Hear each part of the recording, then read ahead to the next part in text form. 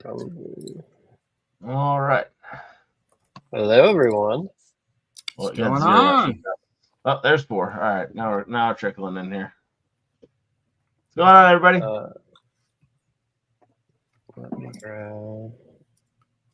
Well, Jeff and Joe, first time I've seen you all day. How are you two doing? Good. Doing well. Good. Busy. Too many meetings today, but well, that's what I was like. Tuesdays are rough. It's like a 9:30 to 8 p.m. kind of day for me.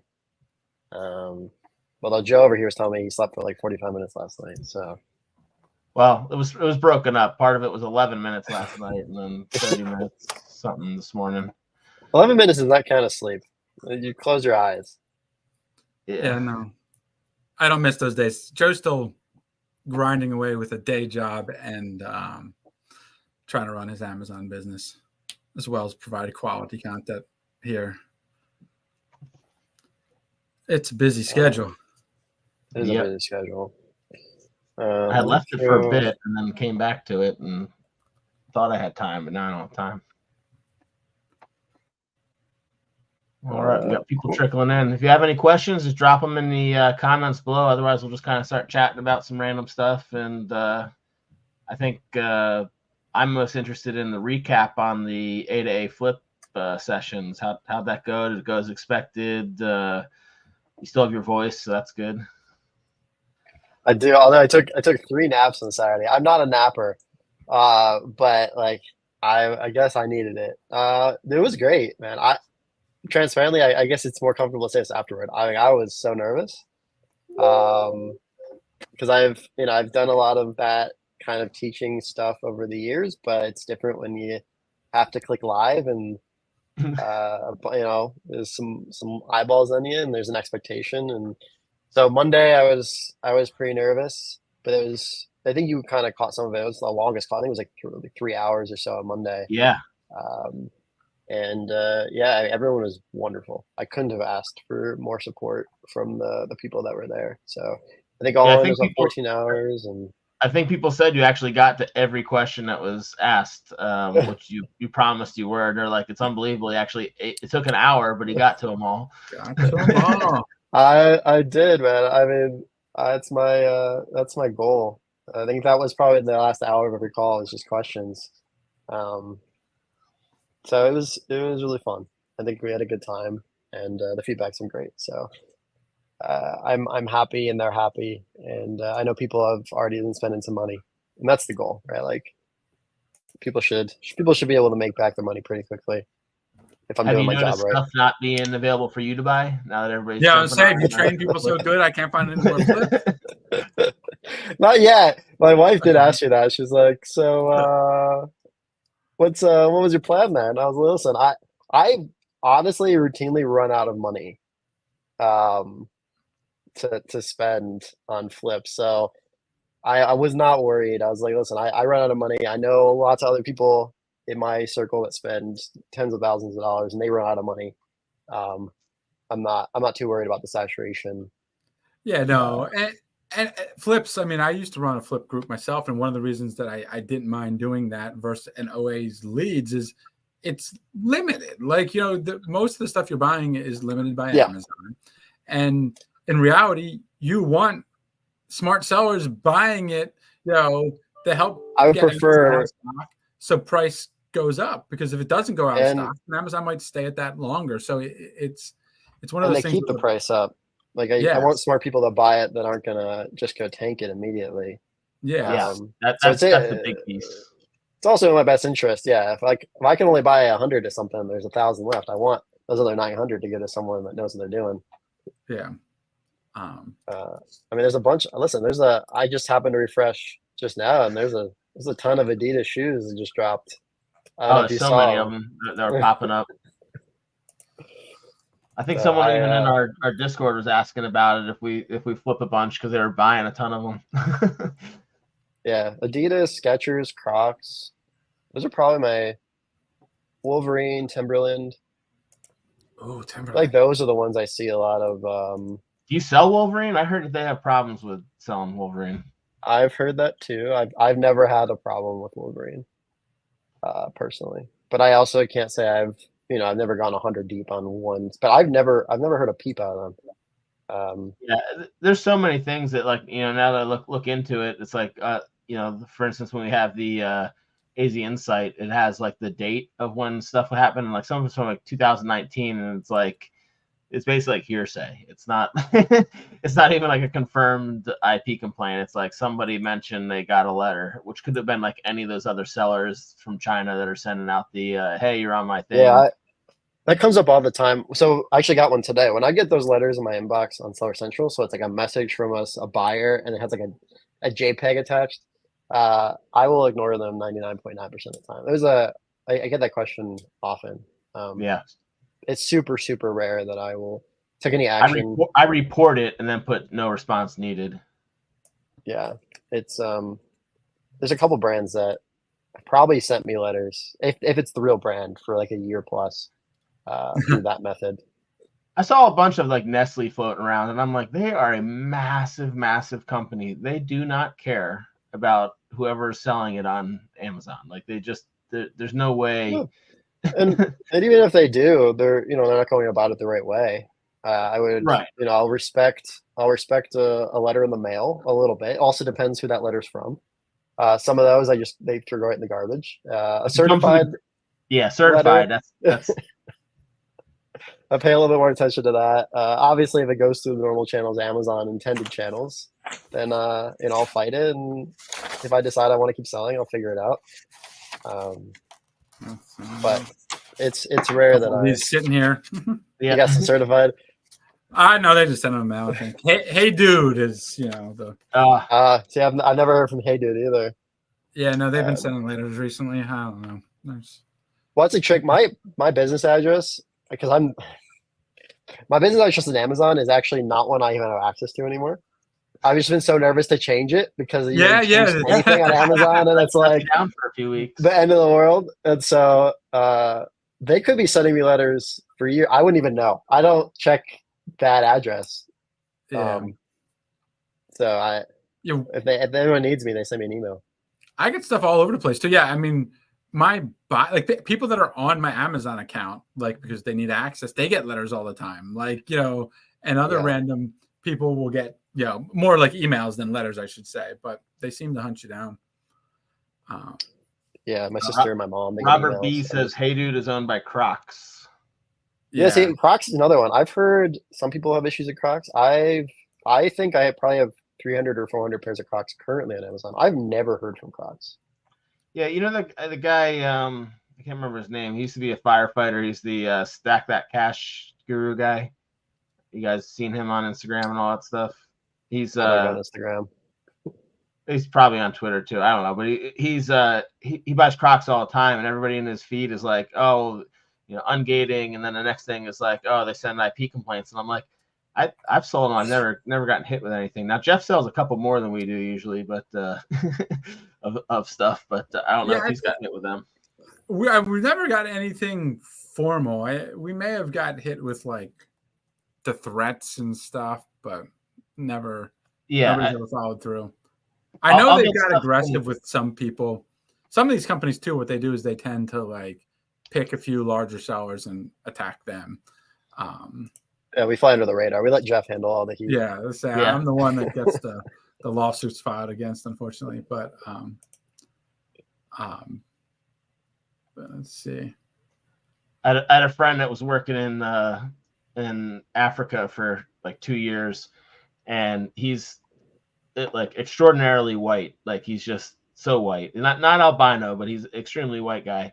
And they nicknamed him some name that was like basically bright light, because he ended up getting malaria like twice because like all the mosquitoes would go to him, kind of thing. So that's kind of where Jeff's the bright light. Jeff's our bright light. Yeah, he attracts all the light bulb. Yeah, be our canary in the coal mine, Jeff. We appreciate it. Yeah. So Hey Dude, I don't think I ignore mostly. Yeah, I don't think Hey Dude has yet sent IPs. I know I was researching this a little while ago because I've been getting some letters by them, and to my knowledge, so far it's just letters. Even the letters are from them directly, their legal department. It's not coming from, a law firm or anything. Not to say they won't go the route of IPs or more threatening lawsuits. Let me see what they said here. I don't even know what they're threatening here. Immediately and permanently cease and desist. Blah blah blah. Or sell as used. Blah, yeah. So they're telling me to stop selling, I guess. Yeah. What's your plan? Is it definitely them? It looks like an actual formal thing. From Yeah, it looks pretty formal. I got there. Yeah. What's up, Sadiq? How's it going, man? We got Luke. Luke that's watching from his work still. He's doing camping, so he's still watching the flips videos. The challenge. And then he just mentioned down here, I guess he joined the buy box because he mentioned that post down a buy box spoke it into existence with Voorhees. Yeah, Voorhees. I also like. I don't Voorhees. I don't care about Voorhees. What's the other? There's another one that actually does test buys, and I saw them come. I was FBMing something and saw their name came up, and it's the only thing I've ever canceled from an FBM thing was 2 different times they tried to order stuff from me. Trying to remember the name. It's like a law office. It's an actual legitimate one that will come after you. I can't remember the name of them. I think they're a seller too. Rosenbaum or whatever. No, but that wasn't the name. I mean, I don't know if that's the name of them. But there's a law office that I see. The law offices. There's certain ones that if I know that they will do something, I'll get off. But I don't really hear from them too often. I don't mind talking to lawyers. I just don't, at a certain point, it's like, I don't want to keep selling on a listing that, if they don't want my money, I don't want to give it to them. There's plenty of other brands that'll take my money. It depends how deep I am or like how likely I am to continue to profit. I agree. Most of my stuff I can get in and out of, and I'm probably not going to see again. But, not if I get an IP on them, I'll fight it, get it reinstated, and then I mean, they don't have to send you an IP complaint. They can go straight to sending you lawyers and asking you to come in and threaten you with lawsuits. They don't have to go through Amazon if they don't want to. And I assume that some of them will start threatening that kind of stuff. And then you do have to answer. You can't just ignore those ones. Yeah. What are your thoughts on increasing competition, and do you fear it? Is that overall? Are you talking about flips? Are you talking about overall? Are you talking about? I mean, there's millions of sellers that come on each year. There's millions of sellers that drop off. I mean, from an Amazon flips perspective, increasing competition is, I mean, it sucks if you can't get anything because things are going out super quick. But with flips, you want you want the items to sell out. I mean, obviously, it'd be better if you can buy yours and then the rest is sold out by people that are not selling because it would decrease competition. But working with other sellers to buy out, the low price that we can sell it high is not something that overly concerns me. But in general, there's always going to be more competition in Amazon.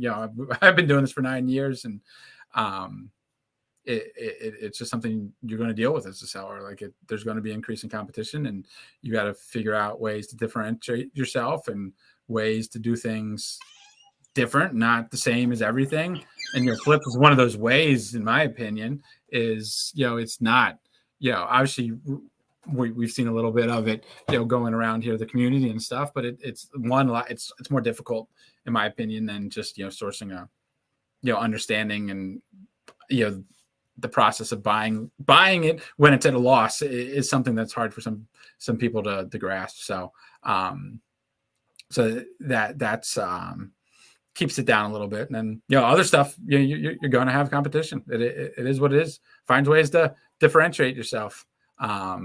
Don't go where everybody is going. I think that the fact that Amazon themselves is selling on it scares a lot of people too, because there's a lot of people, whether the gurus or not, I'm not sure, but it is easier to not sell on something with Amazon at first glance. But I kind of like it because a lot of times it stabilizes the price. People aren't going to tank it so hard when Amazon's on the price. Now you still run the risk of you not being able to sell against them, or you slightly lower it from Amazon and Amazon slightly lowers it, and then you fight this battle of them dropping it down. That's happened on a few listings with me. But generally, I think it normally stays pretty stable, and it won't get hit so hard when people do start dropping the price, because they'll leave it at where near where Amazon is, at least. Okay. If anyone follows me, they know I'm a big fan of selling with Amazon. I think it's like 60% of my listings.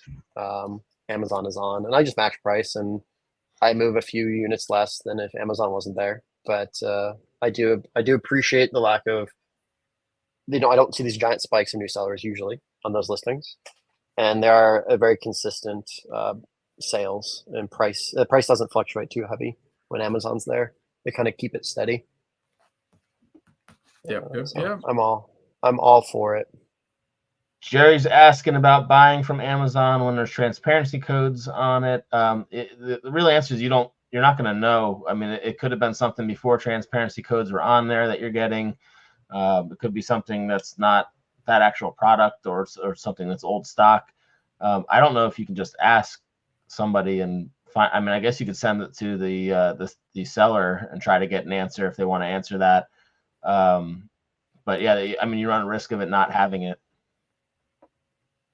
Yeah, but if you do get products with it, it is okay to sell. Yeah, I think that was part of the question. It's perfectly fine to sell. Oh yeah, that was the second part.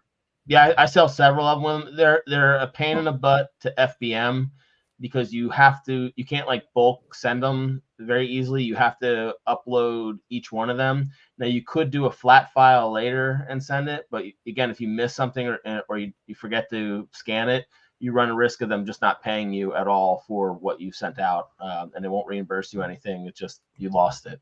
So the only way to do it is to each individually one to then go and type it in. And then if you don't have an actual scanner that can scan that code, you're now trying to retype in a 26-digit, code onto the thing, which is, a recipe for disaster on getting a digit wrong on a thing.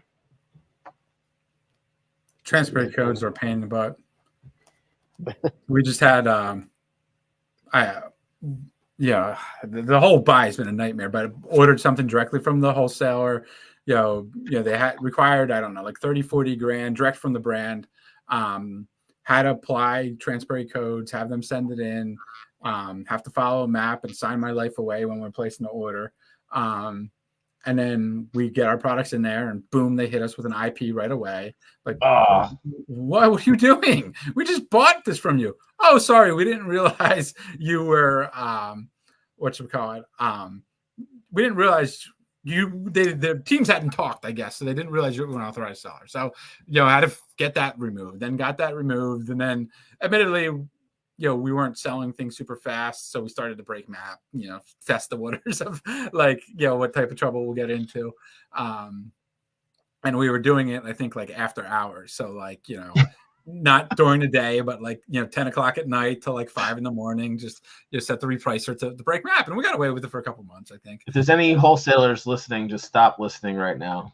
But eventually they did, catch us and sent us a threatening email. The subject is legal action. If you don't align with map, we're going to file legal action, blah, blah, blah. And anyway, so I said, okay, sorry about that. We'll go get back in compliance with map. It was a mistake, whatever. Man, I probably shouldn't record all this, but anyway.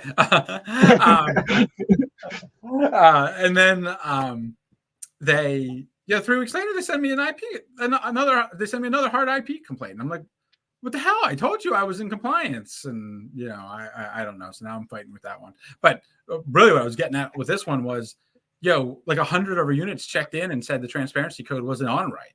So oh my God. Now we're trying to deal with them. And they're like, well, couldn't be us. Our team's perfect. And for what it's worth, I've been seeing it more and more where Amazon's like checking things in defective. So, it probably is Amazon, not them, but it's a pain. So, Amazon is pushing transparency hard. So I have a brand on Amazon, and I get emails. I don't know. For a while, it was like every day. It was like, come join our transparency program, come schedule a call, all of these things. So they really, really expensive. Yeah. I never took a call with them about it. Yeah, I looked into it for a wholesale supplier because, they were trying to, they agreed to sell it to us as their exclusive seller, but they said they had no control over like the distribution channels. Like they're like, we have to sell to some of these large distributors that gets us in the grocery stores, and how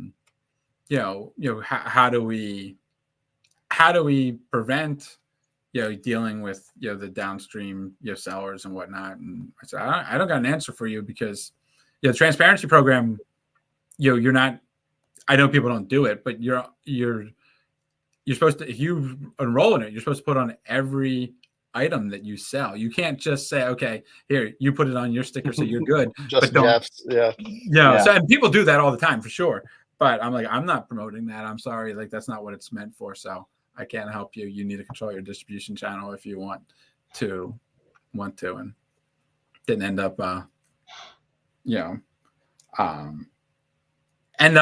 keeping that supplier. But let's see. What's this question? How do you keep your invoices organized? Do you use software systems? Do you have in place the files organized? So for our shoppers, so for OA side, our VAs are monitoring, are pulling all the order confirmations, which is only part of it nowadays, because you need to have delivery confirmations. But our VAs are grabbing the information and filing it by ASIN.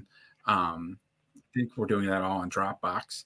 And then for more formal invoices, like wholesale invoices, it's all, we have everything on Dropbox. Each wholesale account has its own, folder, and organized that way. Actually, I think we're even moving away. I think for that one, we're moving away from Dropbox and moving it towards, Google Docs. So combination of Google Docs and Dropbox. For RA receipts, we have a scanner that just we scan, and it automatically uploads the receipts into Dropbox. There's another complex one, sort of. As a new seller, sourcing is far and away the biggest struggle, especially with sales tax, shipping, and stocking fees. This may impact large sellers like yourself, but do you have any advice? I mean, all those things impact sellers of any level. The only thing that you can kind of get away from as a larger seller, and I know Jeff gets some advantages here, is shipping. When you ship a lot of products in at once, you can decrease your shipping costs. Sales tax can be achieved. Anyone at any level can get sales tax exempt, depending on the retailer you're in. All you need to have is a business entity and go get a resale certificate for your state, or use a prep center in a tax-free state, and then all of your stuff's going to be tax-free. But sourcing to me, and I'll let these guys answer as well, but I mean, it's knowledge you build on top of knowledge. So what you're seeing is years of sourcing versus day one of sourcing. The best advice you can give, and you see this all over the internet, but honestly, the best advice is to start. For me, I started with RA. It kind of comes down to two camps. Usually, do you have more time or more money? When I first started, I had more time than money. So I was doing RA because that's where you can get some decent margins and you can get a lot of reps in very quickly. And I was just going to Walmart and Target, scanning everything in the aisles. As silly as that sounds, it's very effective. You learn the brands, you learn how it works. I always advise starting with things you already own. If you're like very brand new, I always like send some used books in or use electronics, things you have in your house, just to like get through the analysis paralysis and actually get a product out the door, because you understand the process at that point. And then from there, you're not going to be improved in a lot. So it's just like scanning and figuring out what areas you can source to begin with. And then, putting the reps in, as silly as it sounds. You can sign up for, if you're going to do OA, there's some ways to cut through it a little bit. Obviously, some great YouTube videos out there. You can join, obviously, some free groups. We like Sales Gazer, other areas that kind of help you find some of the sales and deals quickly. So at least you can start sourcing places that are already discounted. But I wouldn't, at the beginning, to me, it's all about singles and doubles. Like, can you make a few dollars a unit? Great. You're learning the brands. You're getting enough profit to get improved and ungate and new things. But you're getting kind of those reps in. The people that you see that have like the hockey stick growth, where they do a couple $100, a couple $1,000, and then $100,000. They're usually doing high leverage, high like buy-in group. So like they've taken opportunity. They have credit cards. They have things that they're comfortable risking, and then they're buying the access to that information through like lead groups or groups that are like kind of sourcing together and feeding them information. I'm not going to like poo-poo that. I think that is certainly a way to do it. But obviously there's risk involved with like the leverage that takes to kind of, and I think if you treat Amazon as a business from day one and you see steady growth, you're doing perfectly fine. Don't necessarily compare yourself to everyone else, but just kind of focus on the singles and doubles. And it's cliche, but it was effective 9 years ago. It's effective today. Like you gotta put the reps in day one, and just start scanning. But I'll obviously let these guys if they have different. Yeah, I'm gonna add, if you don't keep it consistent, that hockey stick turns to a middle finger, and it drops off on the other side of it. So you get a big spike, and then all of a sudden everything goes to crap, and it drops off. But as a mini plug to your stuff, Saul, if I had known about, I knew about 8AA flips when I started, because I had listened to all the different podcasts that I possibly could have listened to, but it seemed like that was going to be so difficult to try to do that I didn't even look into it. I just kept doing what big brands, buying them, selling them, and that was relatively, I don't want to say easy to find, but it was a simple process. Like find them when they're on sale, try to maximize margin, sell them at a profit. If too many people jump on, get off before they're flooding it. Don't buy more until it drops out again. And then one thing that I started doing when I was first getting going was marking keep-it deals. So that way, when the price started coming back up, I knew about it, a month ahead of time, so I could order, send stuff in, and by the time the price recovered, my stuff was back in, and I could sell more. But had I known more about the 8AA flips, I probably would have started with that, because you get exposed to so many different categories, so many different products, so many different brands. There's a lot of junk on there too, and a lot of private label stuff, but you can weed through all that.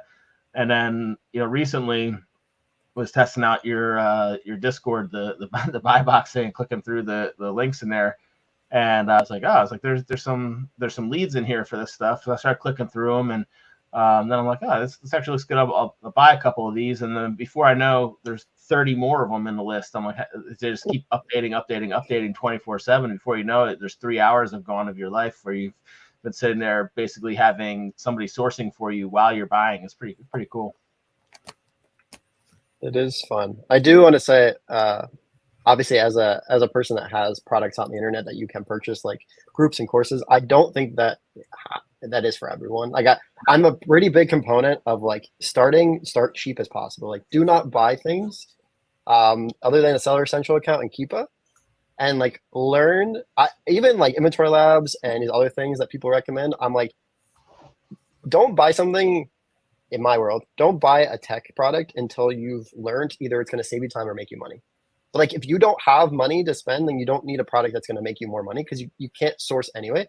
And if you have a lot of time and you don't know like how to do it, you don't know what time you're actually saving. To me, it's not worth investing in something that'll actually save you time.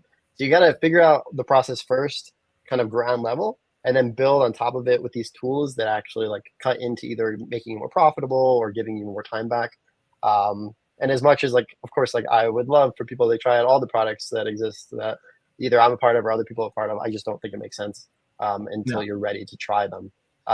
Appreciate the plug, and it's not a knock on like you talking about it. I do think it's a great product, but I'm like the worst salesperson, because I've actively talked people out of joining, because I do think that that money's probably better spent on product at the very beginning, and then you build into being able to utilize those kind of things. But you kind of end up building the things that don't exist, right? You want the thing and it doesn't exist, so you go build it, and that's what we all do in life. My start was kind of backwards. I left the job before I sold anything, maybe a couple books or something while I was moving. You took the jump. Moved the family cross country, was selling, had access to plenty of capital, and I used that capital to buy some awful variations of stuff before I understood what variations were. And I was like, oh, the shoes are amazing. Everybody's done that. I have like, this is awesome. Look how good that sales rank is. Oh crap, this doesn't actually sell. Yeah, I have boxes of Nike shoes sitting on a table where I'm like, this is amazing. Look how many I can buy, and how much money I can make on it. I don't know. I think I made more selling them at the yard sale than I did on Amazon. It was because they either came back or I never got them out because it crashed so hard.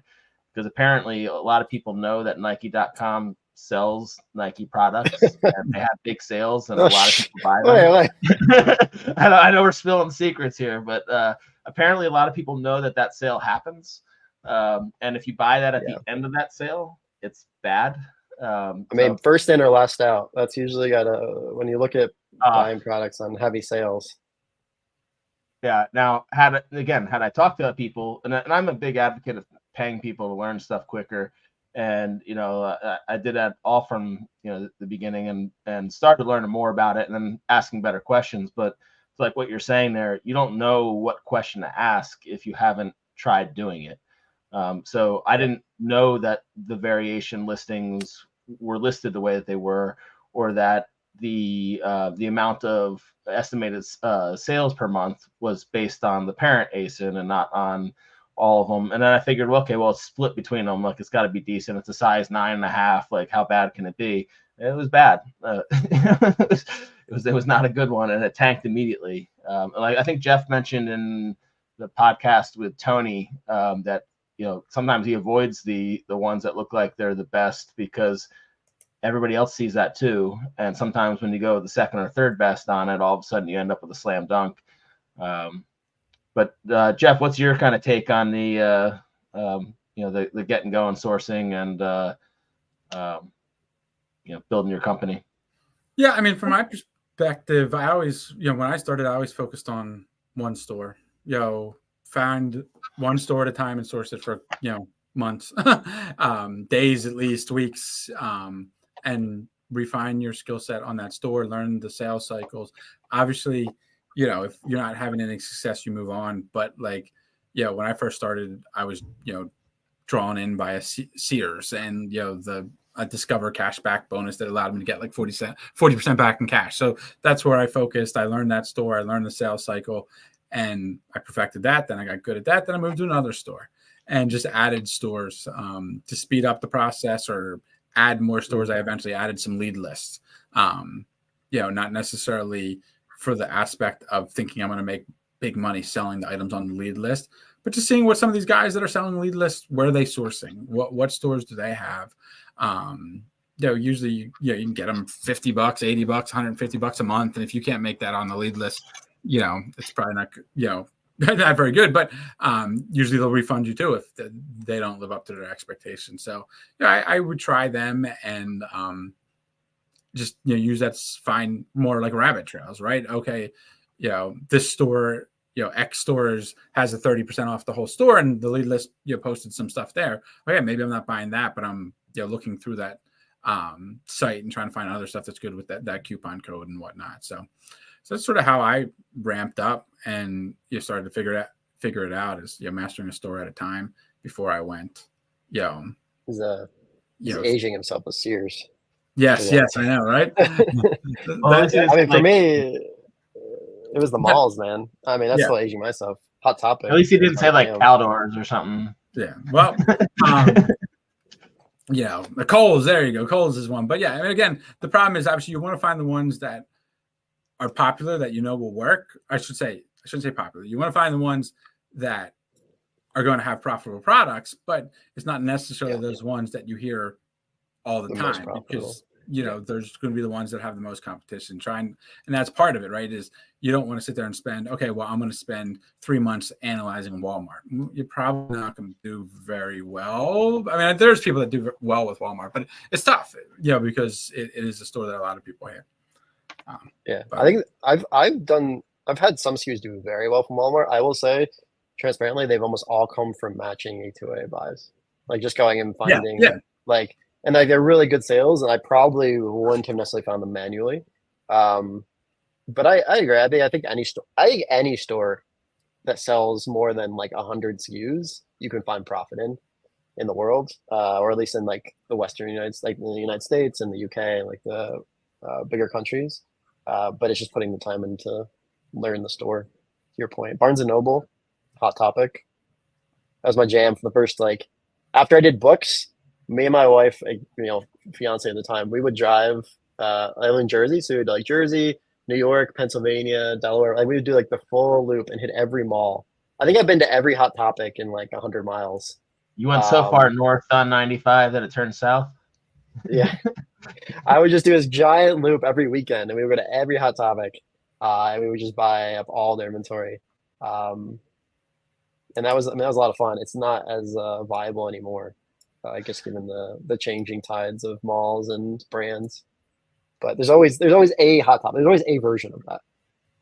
That always Works. sounds so awful to me to be in the store, especially like a store like that with the clientele that's normally in there. Like it just would not be. I enjoy it. I truly enjoy RA. I Yeah. hated RA Walmart for a long time. I've gotten more comfortable with it. I think the lighting is just not a fan in there. But like I really like the malls. I like the hunt of like those smaller stores.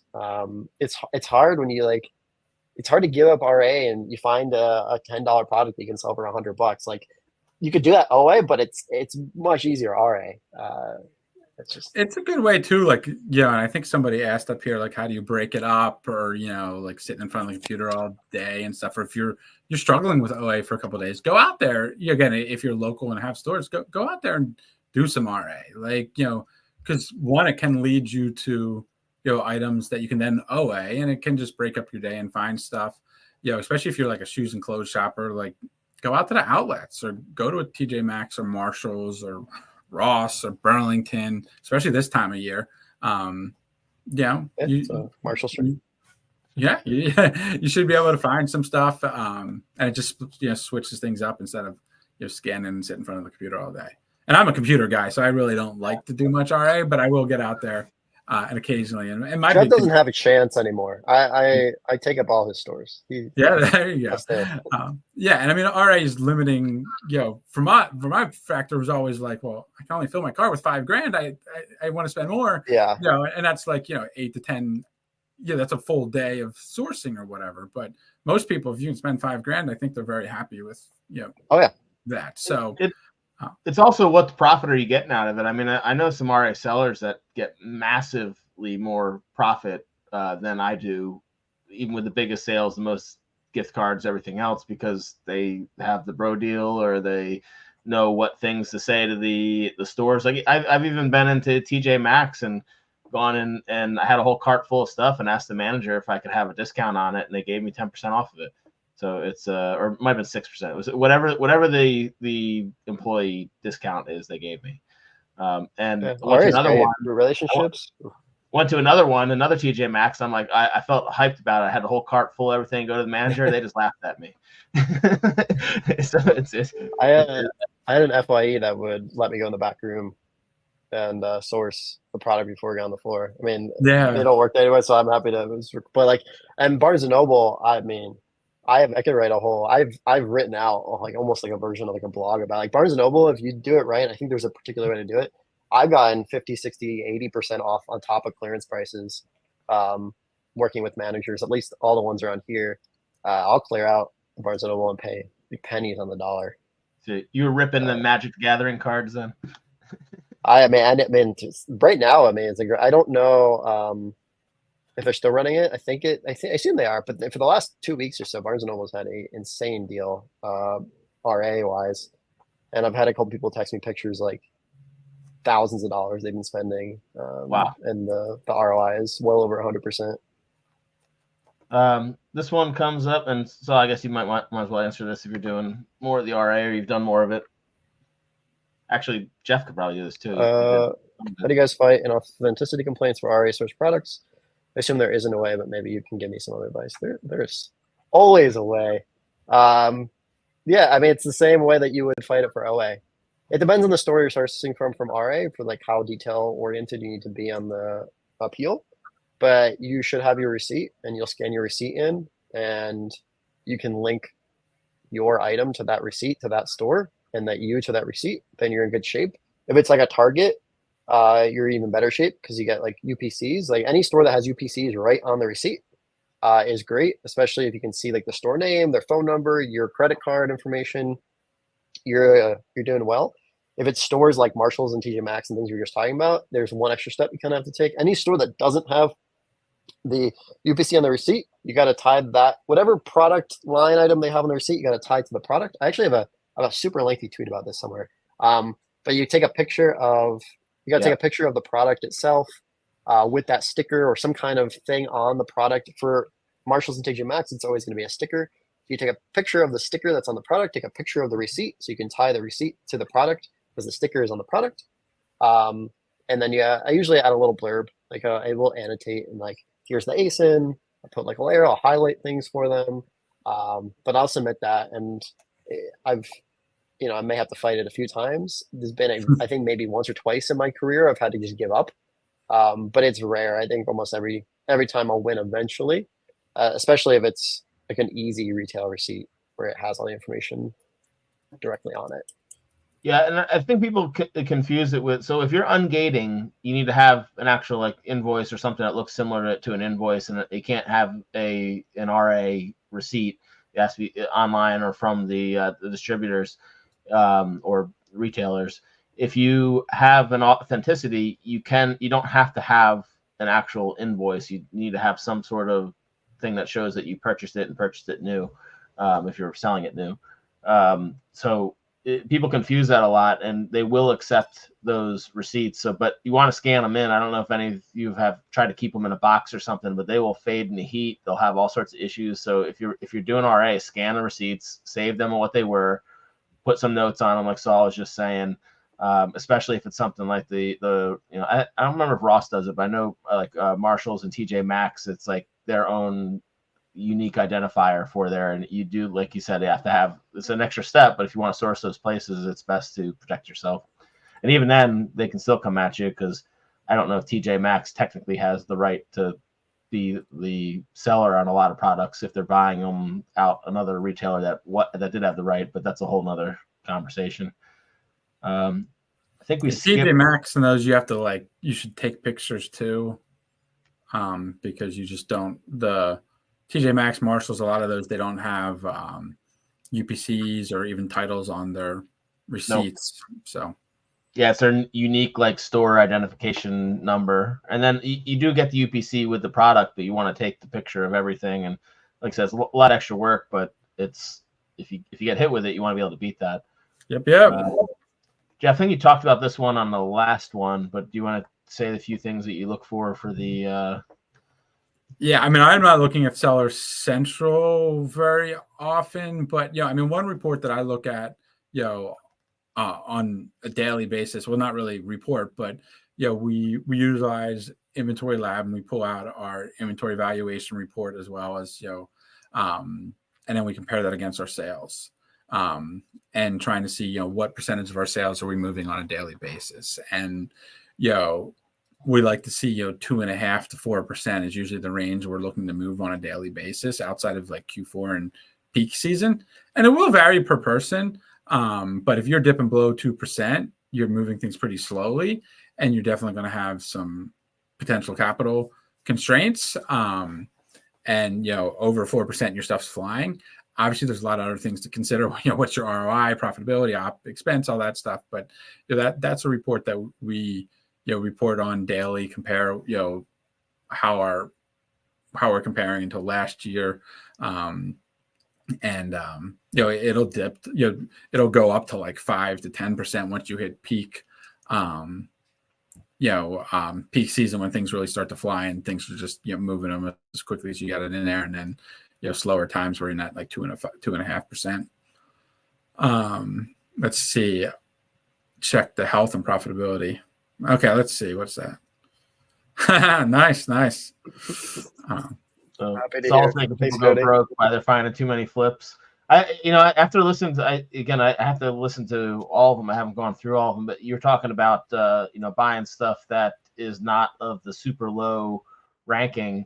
And I was like, I'll open it up, start looking at it and playing around with the settings. And I'm like, wow, there's just a lot of stuff that the only reason that it was priced way too high, but there's a common ground in the middle there where if you probably lowered it to, the rank goes back down, and all of a sudden now it's an awesome product. So the rank is not necessarily something that you only want to go by. You can find some great products that are higher ranking that used to be low. Let's see. I can't. Guys, provide. Did you answer this one? Is that the one that you were talking about with the being in front of the computer too much? Yeah, I don't know. Like, Yeah, sourcing constantly with little no results. I'm a bad person to answer this because I'll wake up at 5 a.m. and sit in front of my computer until 5 p.m. and not be bothered outside of getting up for water and drink. So or if I'm still up and annoying you. Yeah, so I guess I've just done it too much that it doesn't bother me as much. But for one thing, as I mentioned, hopping out to do some RA is a good way to do it. Breaking up your day. So I think you have to have a schedule. I mean, I commend these guys. I can't. I just can't. I do not sit on the computer all day. I mean, I source a lot from my phone because I like to be on the move. But like, I think you do have to have a like routine. When I get my routine, I get into a funk. I think if you're going to source, to be aggressive about it, pick a 2 or 3 hour time slot, make that your sourcing hours. If you're doing this consistent, I don't know how long you've been doing it. I would say if consistency is 4 weeks, 5 weeks, and you're still not finding success, then I would question what you're doing and be like, maybe we need to change it up. If you're sourcing using a particular product, like let's say you're only sourcing tactical arbitrage. This is not a knock on TA, but let's say you're only using TA and you're not finding anything in 5 weeks. To me, you have 2 options. You need to figure out how to get trained. What are other people that are using TA doing and that are effective? Or maybe we did not use TA for a little bit and let's go source some emails or let's go do other things and vice versa. Whatever it is you're doing, if it's been a long period of time and there's just zero, I mean, like absolutely zero success, then I would switch up whatever it is that's causing that. As Jeff mentioned earlier, and as we said, I don't push people to spend money, but if you are in a place where you have some money and you're not finding success with time, maybe a leads list is the plan. Not to necessarily buy those leads, but that'll jumpstart you going, oh, I never would have thought of this store. Or I like how they're using this coupon code. That's interesting. I don't use coupon codes in that way. Or cash back or gift cards. Just getting you thinking about it differently. That's all I can say. I do think time block is super important. I get up all the time between calls. I have a warehouse. I go between the warehouse. I go through here. I have 2 to 3. I think I have 2 office spaces in my house alone. Like I cannot just sit in the. I just can't do it. My eyes will bleed. So get up, move around, switch up your sourcing time. If you normally source in the evening and you have some availability in the morning, try sourcing in the morning. Do something a little bit different. But I would deviate from whatever it is you're doing if it's been a prolonged period. I think you also got to learn to be quick to dismiss stuff. So like if something's not looking right and it has all the character, like don't try to make it work. Like if it's bad, it's bad. Move on. There's millions and millions of products on Amazon and lots of them are profitable. If you found something, don't try to necessarily figure out how you can make it work unless that's using some, gift cards or, coupon codes and that's a little bit different. But if it's just not a good lead, don't try to figure out how to make it work or buy more of it because you're trying to spend this X amount of dollars a day. That's just how you get in trouble. Figure out how to quickly dismiss and move on to it.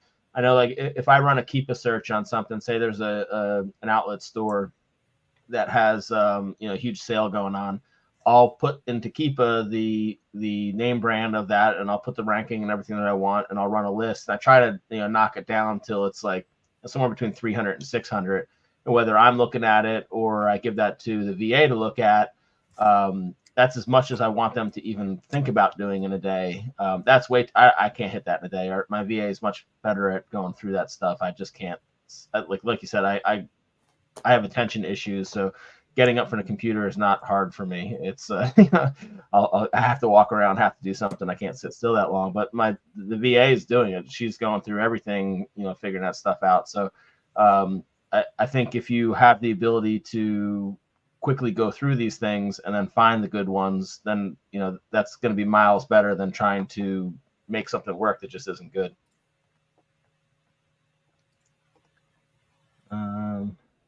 I was expecting a lot more Nike questions, being that Nike just opened things back up.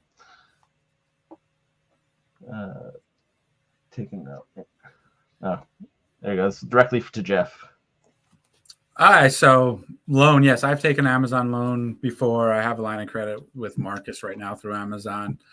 In general, how you get funding, it's key, and it's a challenge. I forget what podcast I was on, but I was talking about this. But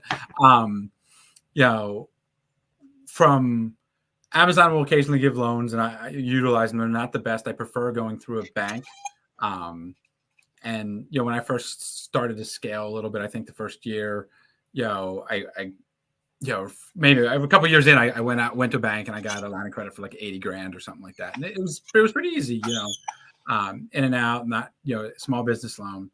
And then, a year or two later, I'm like, okay, I need like 350. I need more money. So then I go back to the bank and, they're like, well, over 100K goes to, out of the small business and into commercial lending.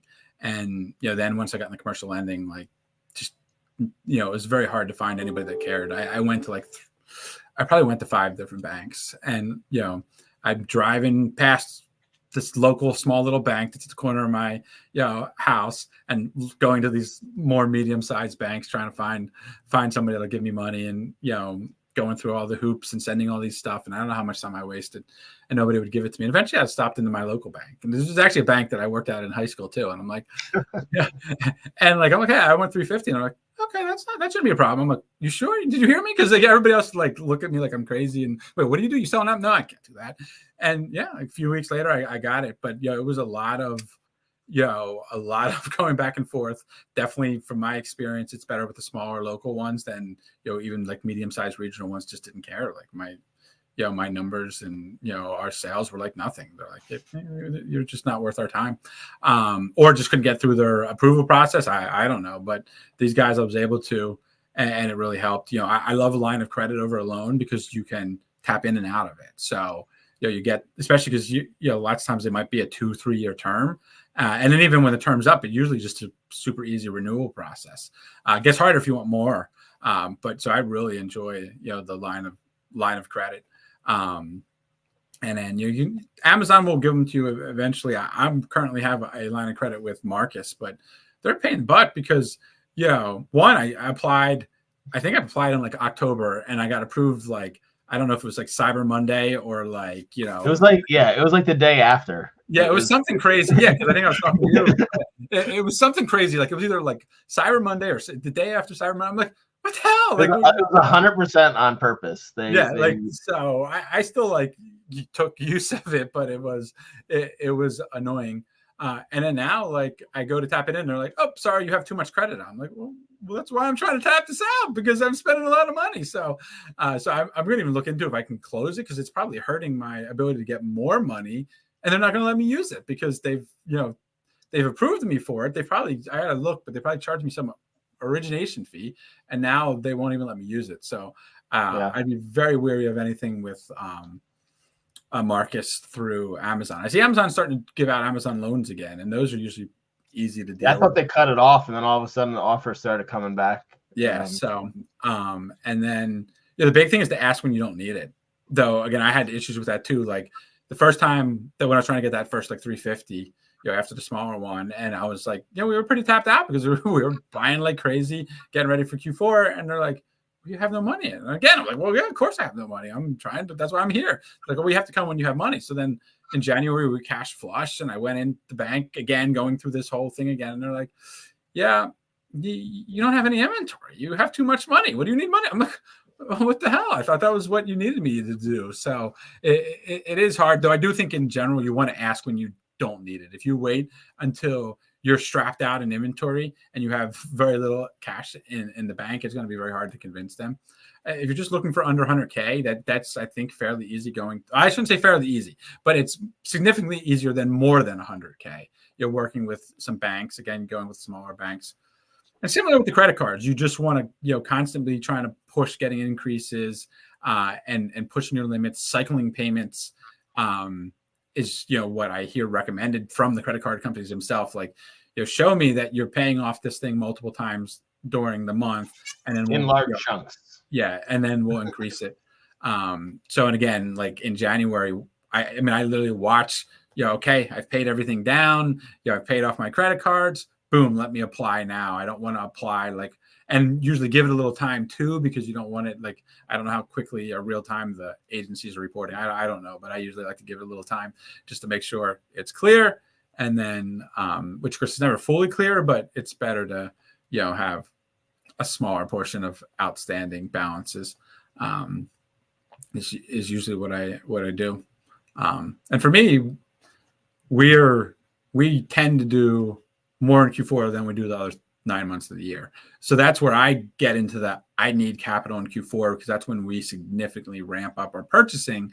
And so we can handle the other 9 months of the year. And then that time hits, and that's where it's like, we're just tripling our purchasing, and it's hard to come up with capital, which is why I try to get the increased in the limits and the line of credits. And the credit cards could be a pain because I'll get them up during Q4, but then then they'll say because we have a lot of like couple of these big ones are the preset, no preset spending limit. It goes up and down with you, but I'll get it up to 750, and then next thing you know it's down to 400 because I haven't been spending a lot outside of Q4, so it's a pain. If you're a new LLC as well, I'm not sure, Cody, if you are, but there are, and I don't know how long it goes for, if it's the first year or whatnot, but a lot of through some of the credit unions you can go through, and it's a confusing name. It's called a no doc loan. You do need to have documents. So if you have a full-time job and you're pulling half decent money in, they'll look at that, and you submit that stuff to them, and they can get, I don't know if it's 25,000 or 50,000 or what the limit is, but they're almost, I don't know if it's a required program that they're in, but there's some of those things. If you look it up, it's called a no doc loan. I haven't had to do it, but I've seen a lot of things on it, talk to people about it. It's legit. You can get them. You can set up multiple LLCs and get multiple ones of them. I think you can only go one per, but it is a way to get that. It's also a great way to get yourself in trouble if you take out a huge loan and don't know what you're doing. So you do have to pay it back. Yes. Loans are scary. I mean, I think I hope that people that do take loans, and I think loans are a really great vessel for growth. But understanding I think you have to have really solid understanding of your cash flow before you go take, especially a 6-figure loan for your business. I bought mine off credit cards, so I get it. Yeah. Thoughts on items that are suppressed? I guess the reason is going to be why is it suppressed? Because some of those. If the item is suppressed, or if the buy box is suppressed as well. I'm curious. Yeah, I assume suppressed buy box. Oh, okay. It's not a suppressed listing. Yeah, or suppressed listing. You can't really move. Back on. Some of them might be suppressed because there's an ingredient in something, or there's some sort of form you got to upload. If it's a toy, it might not have a safety thing put in there. Eventually, someone might put it on there. I wouldn't just buy it and hope that it's going to come back on. Some of them never do, or they cost a tremendous amount of money to get back on. But if it's talking about the buy box suppressed, then go ahead, Jeff. You were going to.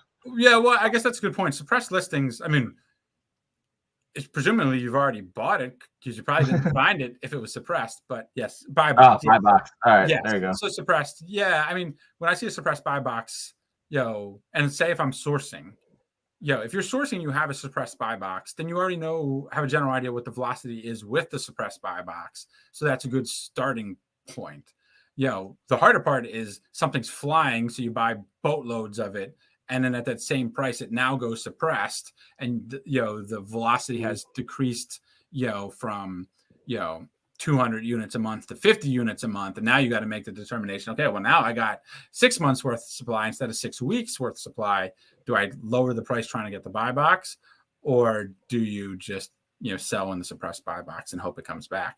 But from a sourcing perspective, if there is an existing suppressed buy box, then it's just a matter of, okay, what's it selling at? Does that make sense? And also, I think you mentioned, if it's high. So if the price is very high, you can look at the history of where the buy box has been in the past. Doesn't mean you're going to get it, but hey, if I drop down, if it's sitting at 200, but it looks like historically there's buy box at 80, and if I'm buying it at 40, then boom, that seems like a no-brainer. Still would test slow. Yeah. I don't mind suppressed buy boxes either, but if they stay suppressed, like I'll sell on a suppressed buy box. I just won't sell as many. But I think that's the key thing is cool with that. Knowing, if it's what you got to be careful for is something that you look at the rank, it's flying, and then it just became suppressed in the past 48 hours. That rank hasn't synced up with the new rank because it's suppressed, and you may end up overbuying because the velocity it doesn't matter how popular the item is, velocity drops with suppressed. So you just have to, Was it something like, I don't know, this is an old stat. I think it was like 92%, right, of all purchases come from the buy box or featured off account. That sounds about right. It will certainly drop, but if you know it's a price going in, to Jeff's point, then there's no reason that you should be afraid to stay away entirely. Just understand. Yeah, there's nothing wrong with it. You got to price it a little bit different. You know, you're not going to get away with pricing above buy box. You have to be priced more competitively with FBM, because, you know, with a buy box, you know, you might be able to be 10, 15, 20% higher than the lowest FBM and be okay. But, you know, once you get to suppressed buy box, you know, you need to, again, you'll still have people that will pay for a premium, but it's not as likely, especially if, you know, the FBM guy has, or gal has good reviews. Then we got let's see, we got this one's for Saul. Well, anyone. Well, what's the typical quantity of any ASIN you buy to a limit 3 unless Amazon allows higher? Limit 3 is probably your more popular limit for a lot of products on a personal account. Business account, you're going to see slightly higher quantity limits on average. I recently did a breakdown. Actually, I presented it in the challenge. I think my average was, I don't want to miss the, one was 9, one was 7. I think my average orders per day are 7 and my average quantity is 9. And so that's an average. So some will get 3 and then some will be able to order 100 and it averages out. But most of the time, if I can buy 3, I'll buy 3. I find a lot of the quantity 3 ones are variations. So, you know, normally I can buy 3 of a bunch of different variations. I can get actually a lot of that product. Subscribe and save is a cool one to use as well. If the product's going in and out of stock a lot, then you can buy 3 and then wait an hour and it restocks, buy 3 more. But I will never turn down I've seen some people in A2A, I've seen it in RA too, where they'll be like, well, there's only 2. It's not worth it. And I'm like, I don't understand the mentality of that. Like, I will buy, if there's 1 and I can make $5, I will buy it. It all stacks for me. Unless it's like a shipping issue, but for me, I'm happy to like continue to buy. From my perspective, there's a cost for every ASIN you add in. You know, especially if you're doing it all yourself, it's a time cost. But on my side, it's a team management. Somebody's got to add that repricing. Somebody has to manage that ASIN. And if it's a $3 profit that I can buy 2 units, I'm gonna. It's just not gonna be worth. He's gonna send it to me. To time and leave it for somebody else. But yeah, I mean, in general, a limit 3, especially as you said, a lot of the limit 3s tend to be the variation. So it's limit 3, but I might be buying 5 variations. So yeah, I mean, recently we picked up 20. There was we got 3 of each, but there was 27 variations. I think we bought. Yeah. It was like, I mean, that's a no-brainer. For me, I do the prep center, but it's the same cost if they do 1 or if they do 100, unless I get to like a certain threshold. And then my repricer pretty much automated. So it's kind of the difference of different businesses. And Jeff pointed out a perfect example of that. But for me in my business, I'm happy to buy where I can get them. See, I just learned something. I didn't know you could do the subscribe and save program with Flips. Yeah, it's not Prime eligible. You don't have to be Prime to do subscribe and save. I went through the TOS and subscribe and save. I couldn't find. I also had ChatGPT go through it. We couldn't find any language that specified he couldn't. And you can often use subscribe and save and regular on the same listing and kind of double up your quantity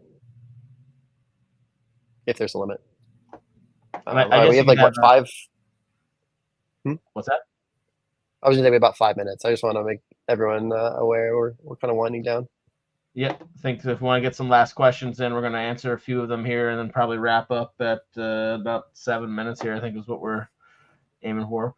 All right, Nike Converse, buy box. Keep a question. I didn't read it yet. Hopefully it doesn't have anything appalling written. Keep a question. Product selling from 2019 to 2022, 20. Now it's 40. Why is it so cheap before? Inflation. Yeah, I mean. That was my first thought, yeah. I mean, is it sriracha sauce? If it's sriracha sauce, I can answer.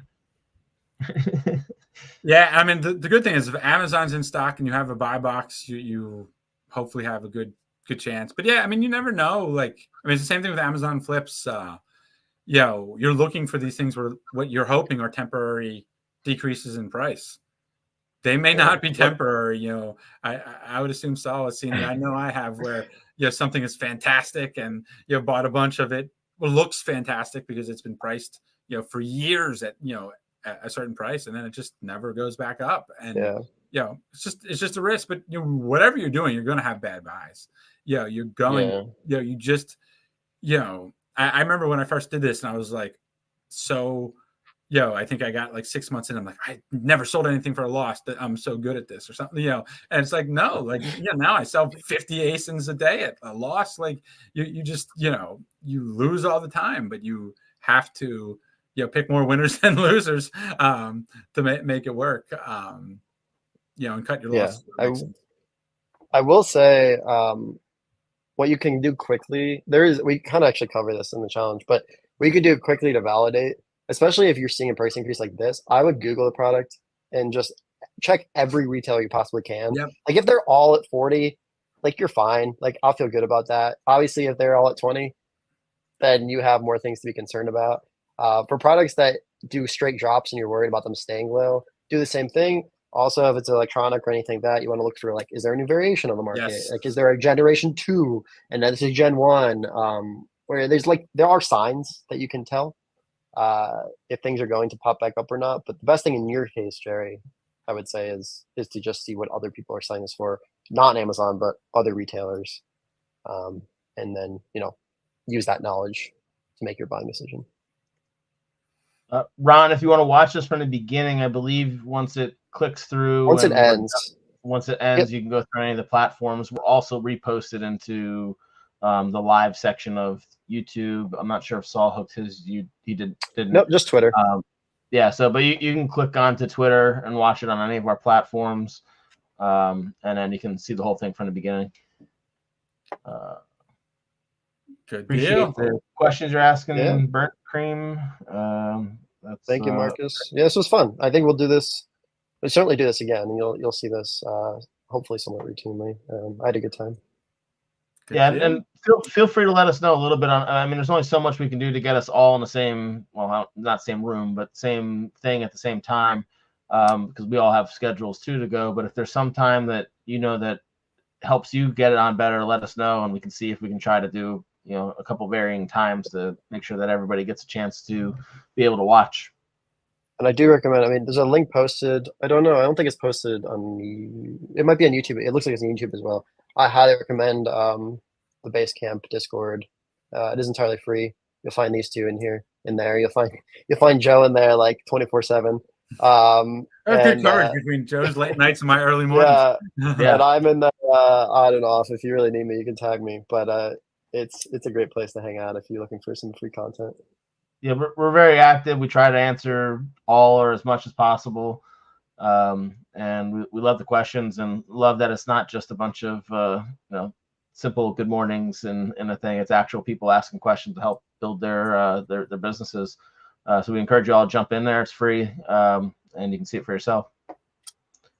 We also post some flips in there, and there's sometimes some of our friends pop in there with some leads lists, so there's extra benefit that as well. All right, well, we thank everybody for joining us. Hopefully you got something out of it, and make sure you watch it again. Thanks, Saul. Right. Thanks for jumping on. Yeah. Bye, guys. Have a great Thursday. See ya. That's it.